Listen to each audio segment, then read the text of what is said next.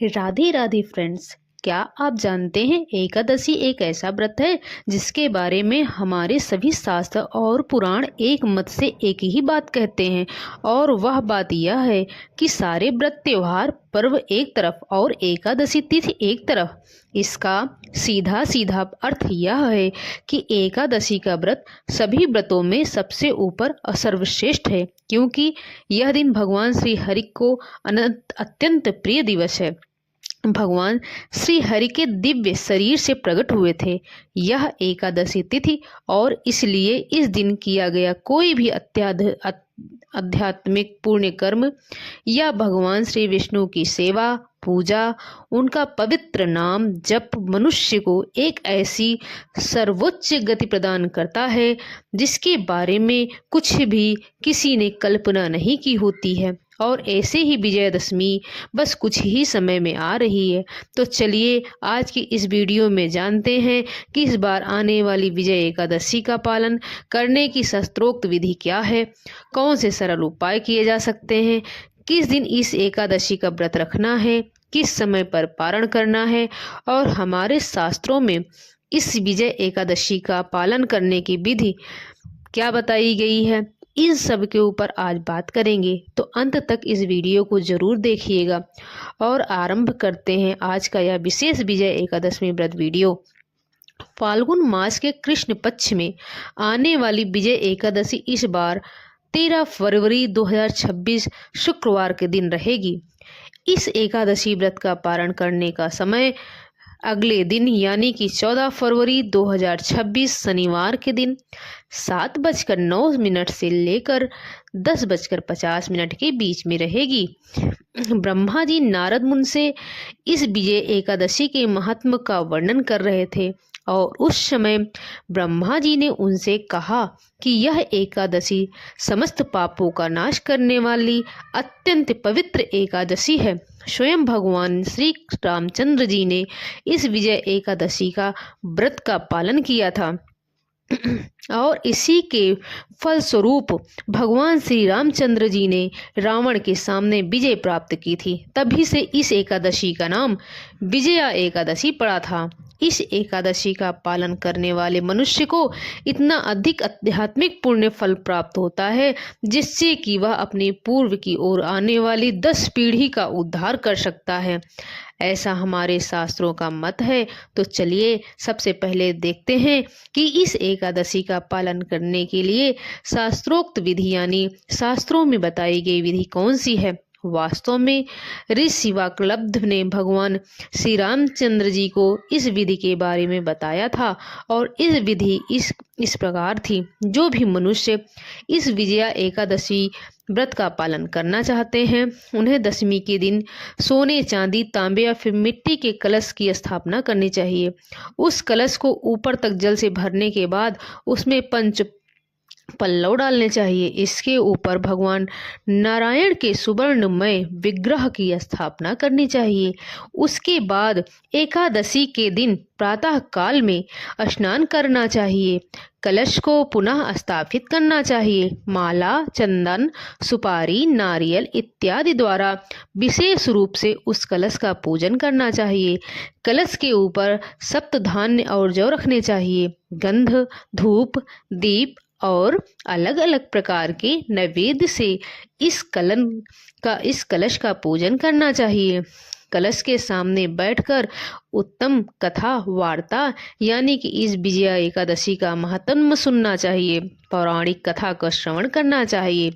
रात्रि वहीं पर जागरण करना चाहिए और अखंड व्रत की सिद्धि के लिए घी का दीपक जलाना चाहिए। फिर द्वादशी के दिन सूर्योदय होने पर उस कलश को किसी जलाशय के पास जाकर उसे स्थापित करना चाहिए। उसकी विधिवत पूजा करनी चाहिए और प्रतिमा के साथ उस कलश को वेद देवता ब्राह्मण के लिए दान करना चाहिए। कलश के साथ ही साथ और भी बड़े दान देने चाहिए। तो इस विधि का पालन करके भगवान श्री रामचंद्र जी ने विजय एकादशी व्रत पालन किया था। अब यह प्रश्न आता है कि अभी वर्तमान जीवन में भागदौड़ भरी जिंदगी में अगर कोई इन विधि का पालन नहीं कर पाता तो सरल विधि से विजय एकादशी व्रत का पालन कैसे करें। तो देखिए उसके लिए सरल नियम है और वह भी शास्त्रोक्त में है। तो सबसे पहले दशमी के दिन यानी कि एकादशी से एक दिन पहले संध्या के समय भारी भोजन न लें। रात्रि में स्वयं को स्वच्छ करके मन और इंद्रियों को नियंत्रण में रखते हुए भगवान श्री विष्णु का स्मरण करते हुए विश्राम करें। इसके बाद एकादशी के दिन प्रातः मुहूर्त ब्रह्म मुहूर्त में उठ जाएं और इस विजय एकादशी के दिन ब्रह्म मुहूर्त का समय है सुबह 5:18 से लेकर 6:10 के बीच में। अब इस समय के काल के अंदर उठकर पवित्र गंगा जल से स्नान करें। अगर आप पवित्र गंगा जल में स्नान नहीं कर पाते हैं तो अपने स्नान करने वाले जल में ही गंगा जल मिलाकर स्नान करें। अगर श्लोक का उच्चारण करते हुए मानसिक रूप से सभी पवित्र नदियों का आवाहन करें और अपने उस जल में उनका स्थापन करें। और यह मंत्र इस प्रकार है, गंगेश यमुने चैव गोदावरी सरस्वती नर्मदे सिंधु कावेरी जलस्मिन् सन्निधि गुरु। इसका अर्थ यह है कि हम सभी पवित्र नदियों का आवाहन कर रहे हैं और उन्हें कह रहे हैं कि मेरे स्नान के लिए आप अवस्थित हो जाइए। इस प्रकार स्नान करने के बाद शुद्ध वस्त्र धारण करें। तत्पश्चात अपने घर में पूजा के स्थान पर जाकर या मंदिर में जाकर भगवान श्री कृष्ण की मंगला आरती करें। अगर स्वयं आरती नहीं कर सकते तो आरती का दर्शन करें। अपने घर के आसपास जहां प्रातः काल में मंगला आरती होती है उस स्थान पर जाएं। अगर वहां नहीं जा सकते तो कम से कम ऑनलाइन भगवान की मंगल आरती का दर्शन करना चाहिए, क्योंकि अगर एकादशी का व्रत कर रहे हैं तो सुबह सुबह भगवान के सुंदर दिव्य विग्रहों के अगर दर्शन नहीं हुए हैं तो हमारा एकादशी व्रत अधूरा रह जाता है। इसलिए एकादशी के दिन प्रातः काल में उठकर सबसे पहला कार्य यही है कि भगवान के सुंदर विग्रहों का दर्शन करें। अब उसके बाद भगवान के सामने दाएं हाथ में गंगा जल लें और फिर एकादशी व्रत का संकल्प लेते हुए इस मंत्र का उच्चारण करें। एकादशम्य निराहृत्वाः परिहनि भूयामि पुंडरीकाक्षा शरणं मे भवः। यानी कि हे भगवान विष्णु, मैं आपकी प्रसन्नता के लिए इस एकादशी व्रत का पालन करने का संकल्प ले रहा हूँ। आप मुझ पर प्रसन्न होइए और आपकी कृपा प्रदान कीजिए और इस दिन मैं हर प्रकार के अन्न से विरत रहूंगी। इस प्रकार संकल्प के साथ अगर आप किसी और इच्छा या मनोकामना के साथ एकादशी का व्रत कर रहे हैं तो इस संकल्प के दौरान अपनी उस इच्छा को भगवान के सामने प्रकट कर सकते हैं और फिर उस जल को तुलसी में डाल दें। इस प्रकार एकादशी व्रत का संकल्प लेने के बाद अब तुलसी देवी की पूजा अर्चना करें, उन्हें आवश्यकता अनुसार जल प्रदान करें। एकादशी के दिन भी तुलसी महारानी को जल दिया जा सकता है। उनकी धूप, पुष्प, दीप, गंध इत्यादि द्वारा पूजा अर्चना करें।